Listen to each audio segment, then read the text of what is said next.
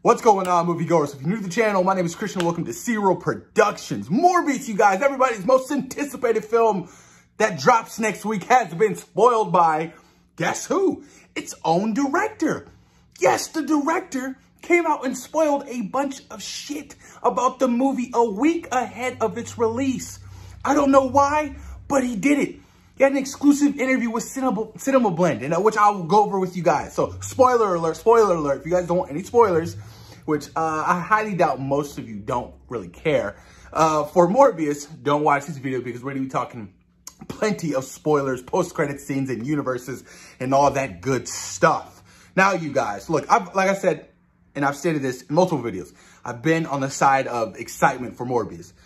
But after, learning certain things and hearing about bad reactions, I am less hyped than I am. And I was so pumped to see this movie, you guys. Like, you go back to my reactions and I was just so thrilled. I was like, yes, I cannot wait. This looks fantastic.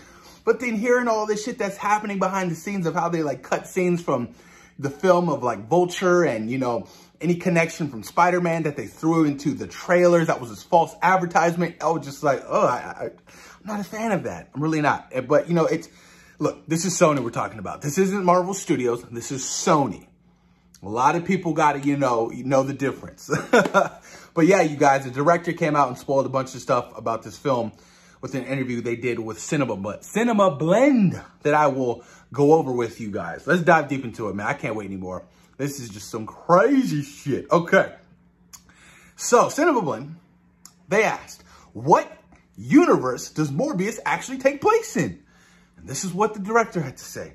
Morbius lives in the same universe as Venom. This is the universe we saw Venom exit at the end of Venom Let There Be Carnage and return at the end of Spider-Man No Way Home. Kind of obvious because Morbius kind of knew about Venom because you remember in that second trailer and he was like, I'm Venom. It was kind of obvious at that point. It took place in Venom's particular universe. Moving on. Is there a Spider-Man in Venom's universe? The director had to say, of course. Now, it can't be Tobey Maguire. It can't be Tom Holland. Where does that leave us? Miles Morales? Or an Andrew Garfield? Potentially. Could Morbius and Venom be in the same universe as The Amazing Spider-Man? It's a possibility.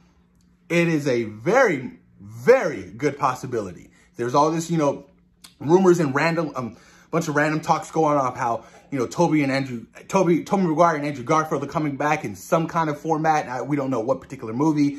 Apparently Tobey Maguire Spider-Man is supposed to fight Scarlet Witch and Doctor Strange in Multiverse of Madness, but I'm taking that with a hell of a grain of salt.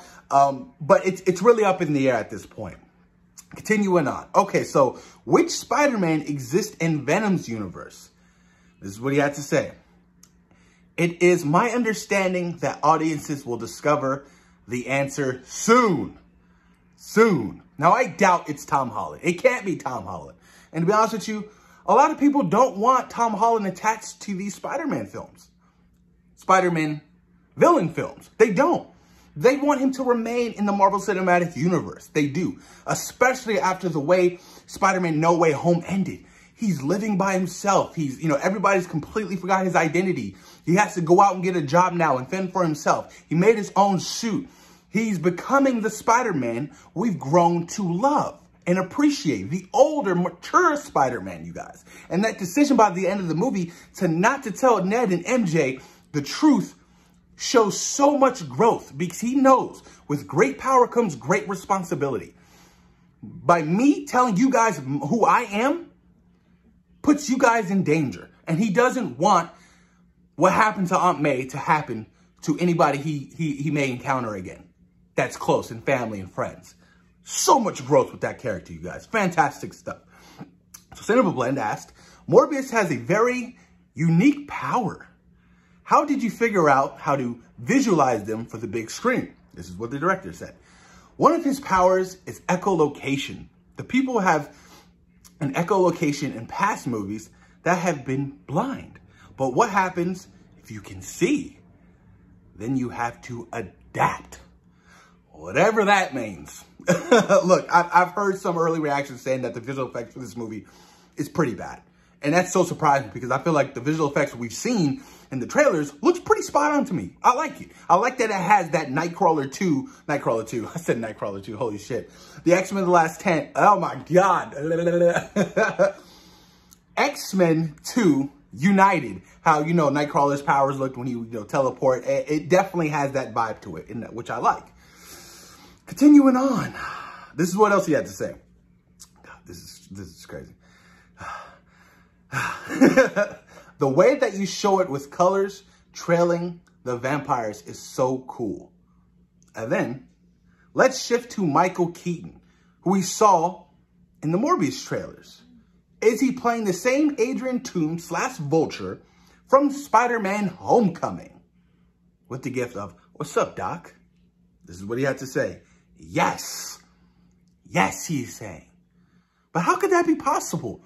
How could that be possible? How could that be possible? Let's continue on. How did he get to Venom and Morbius's universe? Ooh. At the end of Venom Let There Be Carnage and Spider-Man No Way Home, and in No Way Home itself, it is clearly established that it is possible for characters to transfer from one multiverse to another.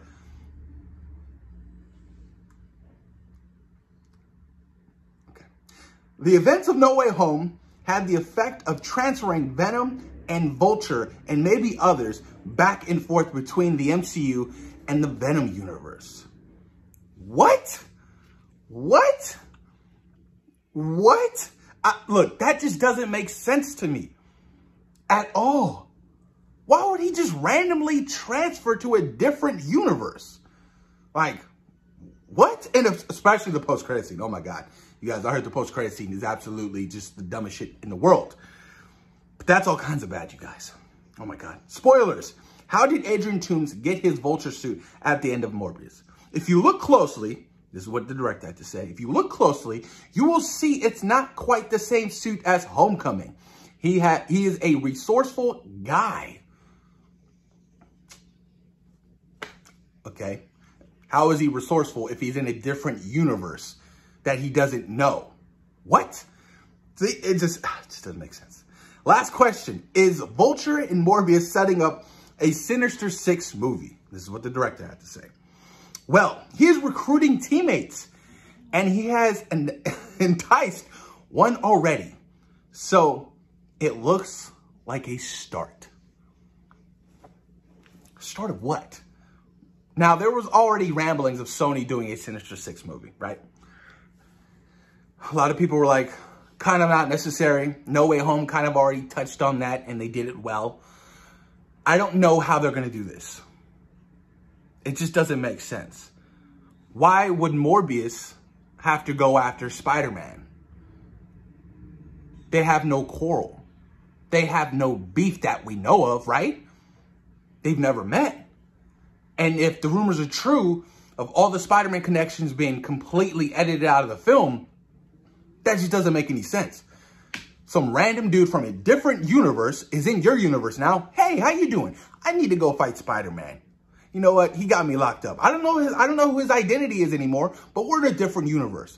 Will you help me? Morbius. Sure, why not? What? It just doesn't make sense to me, you guys. It doesn't. It leaves me so confused and concerned for what Sony is doing. That's why I'm hoping that the MCU Spider-Man has nothing to do with that unless Marvel Studios takes these characters and brings them into their particular universe. Like, I am so happy that Kevin Feige and Marvel Studios had the idea of ripping the symbiote from Venom's universe and having that shit just drop in No Way Home and kicking Tom Hardy's Venom out.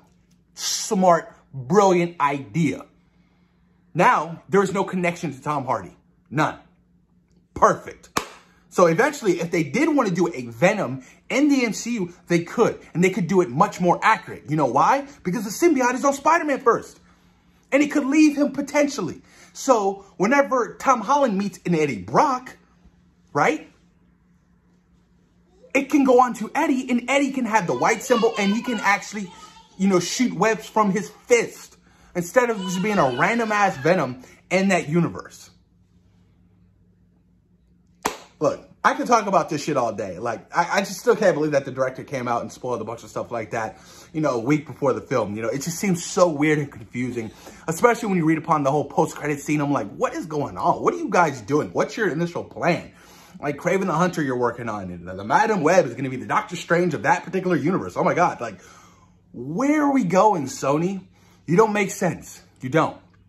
And if your plans are to do a Sinister 6 movie with not having Tom Holland Spider-Man and possibly Andrew Garfield Spider-Man, then okay, I get that. But in all honesty, I don't want to see a Sinister 6 movie that is done by Sony and not with Marvel Studios. That's just, it's facts. You don't want that. You don't. I don't know, you guys. Post your comments down below. Let me know what you guys think about this whole craziness with Morbius and, you know, the director spoiling some things and clarifying what universe Morbius takes place in and how Adrian Toombs got into this particular universe. Please post your comments down below and let me know what you guys think. Peace.